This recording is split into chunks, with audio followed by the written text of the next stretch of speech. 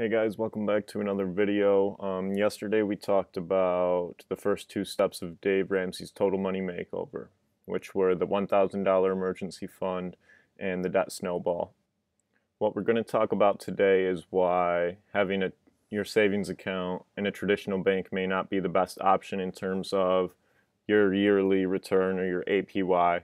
I got a chart drawn up for you guys that will compare the numbers in the online savings accounts that we look at compared to these traditional bank accounts. Skies are clearing up.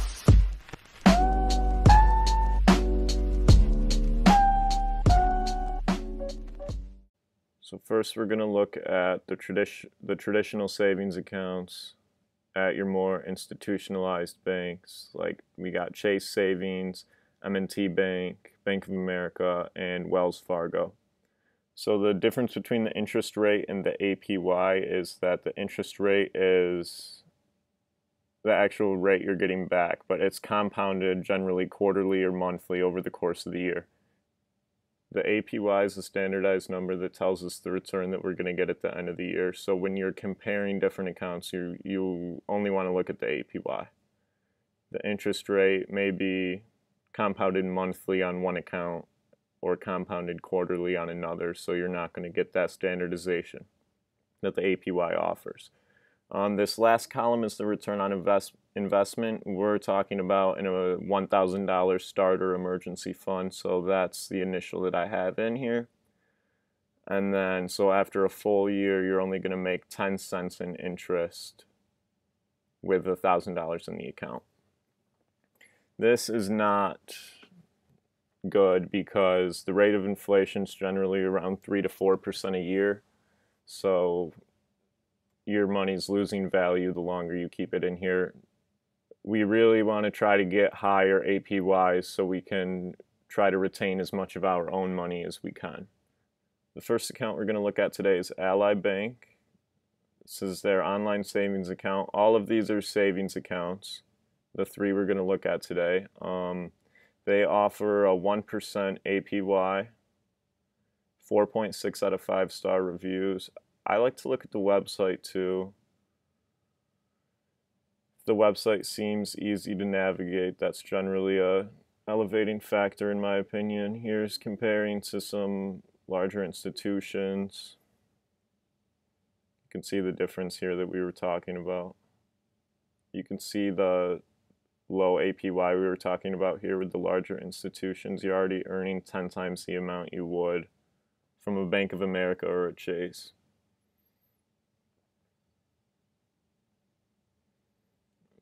The next one we're talking about here is VIO Bank. They offer a 1.11% APY. You need $100 minimum to open the account. Again, we're working towards that $1,000 goal, so that shouldn't be much of an issue to start. And there's no monthly fee. That's something that you want to look for too.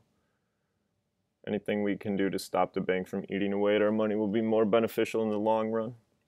The third account here is DCU. This is Digital Federal Credit Union. This is the only credit union that we've talked about. The other two were both banks. So they're offering a 6.17% APY. Now this is drastically higher than the other two. So they say they have 4.5 out of 5 stars, but I didn't really take that wholeheartedly. You know, if you're searching for a mechanic, then you're not going to ask the mechanic if he's a good mechanic. You're going to ask someone else who's been to him before if he's done a good job. So I went over to Reddit and I found this. Everyone's saying they're great. You should open an account. There was one comment.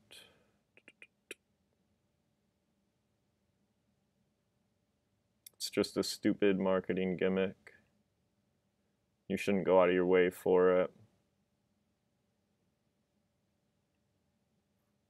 There's some factors right here to take into consideration. Really, this seems like the best option if you can get into them. The other two options, I don't think you'll have any problem opening an account with. interest rates have been dropping lately, and it doesn't seem that DCUs has dropped significantly. 3-4 months ago, you were generally seeing like 2.3%. That was pretty standard. High 1.9 to 2.3. That was pretty standard around online banks. Now we're starting to drop below, down to the 1%. The Fed actually released news today. The Federal Reserve released news today that their interest rate target was still between 0 to 0.25, and I don't expect that to change anytime soon. So I would try to get into DCU first if you could. If they don't accept you for whatever reason, it makes sense to me that they're not going to be accepting as many people when interest rates are so low and their APY is still very high. Try to get into them first, get your $1,000 in there, and then if that doesn't work out for you, go try VIO or Ally banks. Something else to be said about this too is that the APY for 6.17% is only up to and including your first $1,000. Anything after that only earns 0.25% APY. But obviously, again, for us, we're just looking for that $1,000 starter emergency fund, so that should not be an issue. And let's go back here. I laid it all out for you right here. These are the 3 high-yield savings accounts we talked about today. Their APY is listed on their website, and then your annual return if you had $1,000 in the account. All 3 accounts are insured. VIO and Ally are insured by the Federal Deposit Insurance Corporation, up to $250,000 per person. Likewise, DCU is insured by the National Credit Union Administration through the National Credit Union Share Insurance Fund, up to the same amount. The only difference here is that DCU is a credit union, so they are insured by a different group of people.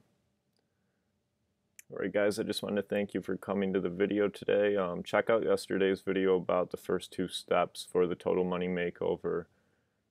We're focusing on step 1 right now, getting your $1,000 starter fund. After watching today's video, go apply to DCU, try to open a savings account. If you get denied, it's not a hard pull, so it's not going to count against your credit, no worries. And then if that doesn't work out, apply to one of the others. There's also multiple online that you can apply to. Citibank's a really good one, but I didn't talk about them because they're not available in all states. Come back tomorrow and we'll be talking about how to plan out your debts and the first steps for the debt snowball.